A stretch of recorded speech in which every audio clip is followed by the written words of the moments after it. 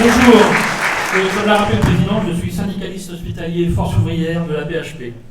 Et c'est avec l'accord des 4 secrétaires généraux des syndicats CGT, FO, Sud et CFTC que je vais vous parler de ce qui s'est passé dans nos hôpitaux. Nous avons en effet l'habitude de travailler ensemble dans les grèves. Et tout naturellement, attachés aux libertés, nous avons tous signé l'appel des 333 pour lever l'état d'urgence. Au lendemain des attentats, des personnes de la paix se sont vues encensées par Touraine, Hidalgo et toutes les autorités gouvernementales. La ministre de la Santé, Mme Touraine, a même proposé une prime à répartir entre les personnels. Quel manque de respect. Les personnels ne se considèrent pas comme des héros. Ils ont tout simplement et naturellement fait leur travail. Une déclaration commune de nos syndicats le rappelle avec force. Les personnels se sont spontanément mobilisés car c'est dans leurs valeurs et qu'ils sont des professionnels attachés au service public. Personne n'a demandé à être gratifié pour avoir accompli son devoir d'humanité. Ces bureaucrates salissent tout, même le don de soi dans un tel moment de solidarité. Quant au directeur général de la PHP, Martin Hirsch, il a adressé un message au personnel, les félicitant de leur professionnalisme. Quelle bande d'hypocrites. Dès le lendemain, la préfecture de police de Paris interdit le rassemblement prévu le 17 septembre à l'appel des 6 syndicats contre le plan Hirsch de réorganisation du travail des personnels et de vol de leurs jours de repos. Il faut que vous le sachiez. Contre ce plan qui désorganiserait totalement les hôpitaux, nos syndicats unis ont appelé à organiser la grève au mois de mai et juin. Nous étions 25 000 en grève, un tiers des personnels.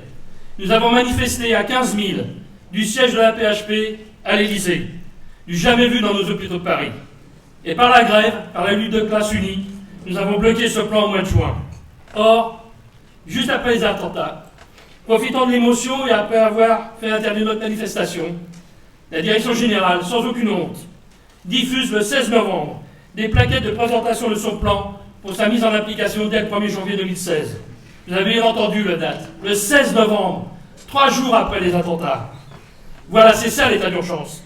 Les grandes déclarations, les grands mots et les attaques contre nos droits. Immédiatement, nos syndicats réagissent. Je cite la déclaration.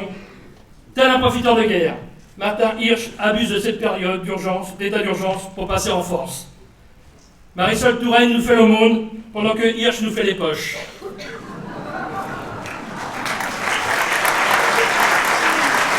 Nous n'avons pas accepté. Nous sommes de nouveau mobilisés et une fois encore, Hirsch a dû différer la mise en œuvre de son plan. À ce jour, les personnels n'ont toujours pas vu modifier leurs horaires et leur organisation de travail actuelle. Il y a quelques jours, 150 délégués en grande majorité CGT et FO se sont réunis pour préparer la grève du 26 janvier. Ce jour-là, nous manifesterons le matin devant le ministère de la Santé pour exiger le retrait du plan Hirsch. Et l'après-midi, avec l'ensemble des fédérations de fonctionnaires, pour l'augmentation des salaires et le retrait de l'accord dit PPCR. Dans cette assemblée de mobilisation, nous avons bien sûr adopté une motion exigeant l'annulation de ce jugement unique et la relaxe immédiate des 8 délégués CGT de Goodyear.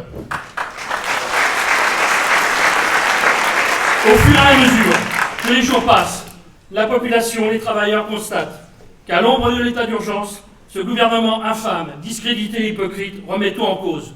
Le code du travail, les statuts, les conventions collectives. Alors oui, plus que jamais, pour la grève, pour la vraie grève, pour la lutte de classe, pour le droit de manifester et de revendiquer, pour les libertés syndicales, oui, plus que jamais, levée immédiate de l'état d'urgence. Je vous remercie.